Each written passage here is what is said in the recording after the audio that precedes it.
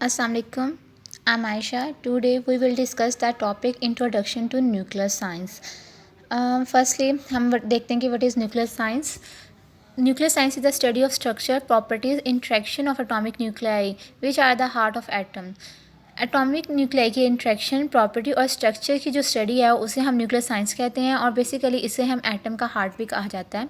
The nucleus is a place where almost all of the mass of ordinary matter residue. Nucleus की वो जगह जहाँ ज़्यादातर बड़े पैमाने पर ऑर्डिनरी मैटर के रेसिड्यू बाकी रह जाते हैं. Understanding the behaviour of nuclear matter under both normal condition and condition very far from normal is a major challenge. Nuclear matter को नॉर्मल और नॉर्मल कंडीशन से दूर समझना एक बहुत बड़ा चैलेंज है आज के दौर में. इन जो एक्सट्रीम कंडीशंस थी, जो इब्तदाई हालात थे, जब कायनात जब दुनिया बनी थी तो उसमें जो एक्सट्रीम कंडीशन थी, जहाँ इब्तदाई हालात थे वो उनकी निस्बत अब जो वो अब स्टार के कोर्स में मौजूद हैं. जैसे extreme condition existing in the early universe exist now in the course of stars that can be created in the laboratory during cooling in between the nuclei. Means के जो इब्तदाई कायनात में जो एक्सट्रीम कंडीशंस थी वो अब स्टार के कोर्स में मौजूद हैं और ये न्यूक्लियर कोलिजन के दरमियान लेबॉर्ट्री में भी पैदा किए जा सकते हैं. जो कोर्स हैं वो कोर्स हम कहते हैं कि the central and the inner most part of the earth या in the centre and the inner most part of the stars. Next हम देखते हैं इसका न्यूक्लियस.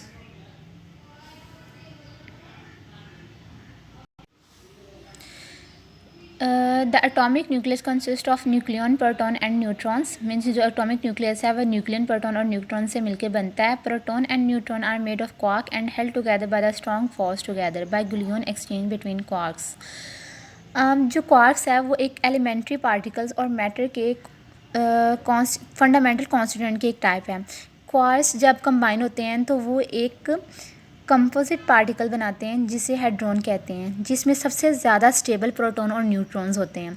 जो एटॉमिक न्यूक्लियाई के कंपोनेंट होते हैं आमतौर पर मैटर ऑब्जर्व जो होते हैं वो क्वार्क अप, क्वार्क डाउन और इलेक्ट्रॉन पर मुश्तमिल होते हैं. In nuclei with many nucleon the effective strong force में be describe by the exchange of mesons. बहुत से न्यूक्लियन वाले जो न्यूक्लियाई होते हैं उनमें मैसन्स के एक्सचेंज होने पर स्ट्रॉन्ग इलेक्ट्रिक फोर्स डिस्क्राइब हो जाती है. A proton consist of 2 up quarks and 1 quarks along with the short lived constant of the strong force field. एक प्रोटॉन स्ट्रॉन्ग फोर्स फील्ड के शॉर्ट लिव्ड कांस्टेंट के साथ 2 up quark और 1 down quark पर मुश्तमिल होता है. A neutron is similar except that it has 2 down quark and 1 quark. जो न्यूट्रॉन जो हैं वो प्रोटॉन के सिमिलर हैं, लेकिन यहाँ पे जो न्यूट्रॉन्स होते हैं वो 2 डाउन क्वार्क और 1 अप क्वार्क से मिलकर बनते हैं. Although scientists are convinced that nucleons are composed of quark, a single quark that has never been isolated experimentally. अगर जो साइंसदान हैं वो उनको इस बात पे यकीन है कि जो न्यूक्लियन क्वार्क पर मुश्तमिल होते हैं, लेकिन एक ही क्वार्क को एक्सपेरिमेंटली कभी भी अलग नहीं किया जा सकता. Even brought into a nucleus to try to separate quark increase the force between them at high enough energy. The addition of energy created new particles rather than fearing the quark. लेकिन एक ही quark को experimentally हम अलग तो नहीं किया जा सकता, लेकिन जो न्यूक्लियस की जो एनर्जी है इनके दरमियान फोर्स को बढ़ाने के लिए और क्वार्क को सेपरेट करने की कोशिश के लिए यूज़ की जाती है. नेक्स्ट है the chart of nuclide. The chart of nuclide show the number non nuclei in term of the atomic number Z, neutron number N. अब ये जो न्यूक्लियाइड के चार्ज में जो एटॉमिक नंबर हैं वो न्यूट्रॉन नंबर के लिहाज से न्यूक्लियस को जाहिर करते हैं. Each box represent a particular nuclide and is colour coded according to its predominant decay mode. अब इसका जो बॉक्स है वो एक खास न्यूक्लियाइड को रिप्रेजेंट करता है और इसका जो कलर है वो इसके प्रीडोमिनेंट डिके के मोड के मुताबिक होता है. अब यहाँ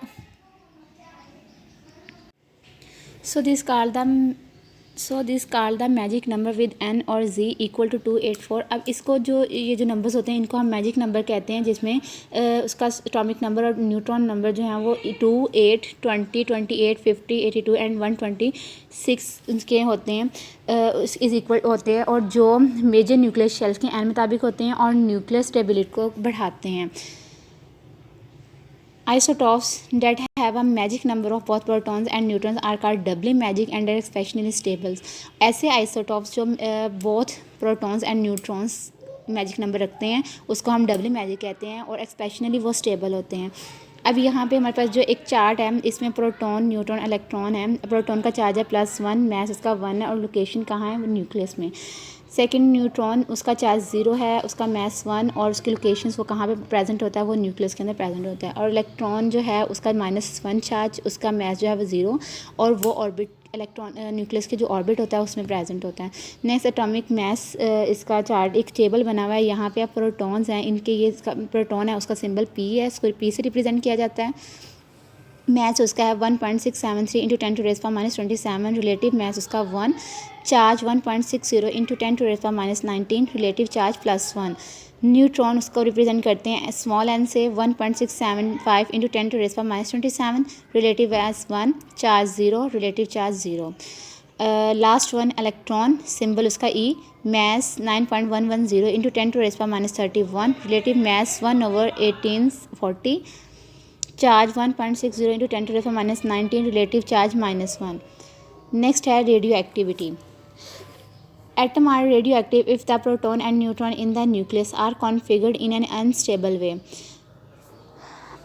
अगर एटम में प्रोटॉन न्यूट्रॉन जो है वो अनस्टेबल से प्रोड्यूस हो रहे हैं तो वो कॉन्फिगर्ड होते हैं। For low number of proton and neutron number of required to maintain a stable balance is roughly equal to the number of protons। Stable balance को मेंटेन रखने के लिए मतलूबा प्रोटॉन की तादाद कम होती है और न्यूट्रॉन की तादाद तकरीबन प्रोटॉन की तादाद के बराबर होती है। अब यहाँ पे एक एग्जांपल है हमारे पास। अब यहाँ पे जो एग्जांपल है उसमें है कि जो कार्बन की मोस्ट इम्पोर्टेंट फॉर्म में न्यूक्लियस में 6 प्रोटॉन और 6 न्यूट्रॉन जो हैं वो प्रेजेंट हैं।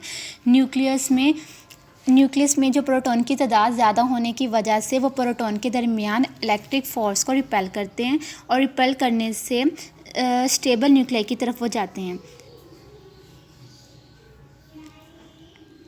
For a large number proton in the nucleus the repulsive electric force, ये बात हमने की कि 1 stable nuclei of lead contain 126 neutron and 82 proton. और जो स्टेबल न्यूक्लियाई है उसमें 126 न्यूट्रॉन्स होते हैं और 82 protons. Are radioactive atom लेकिन proper balance between the number of proton and the number of neutron seek a more stable arrangement through radioactive decay. अब एक जो रेडियो एक्टिव एटम है जिसमें प्रोटॉन न्यूट्रॉन की तादाद के दरमियान प्रॉपर बैलेंस प्रेजेंट नहीं होता तो वो रेडियो एक्टिव डिके के ज़रिए ज़्यादा स्टेबल अरेंजमेंट को तलाश करते हैं या उसकी तरफ वो जाते हैं।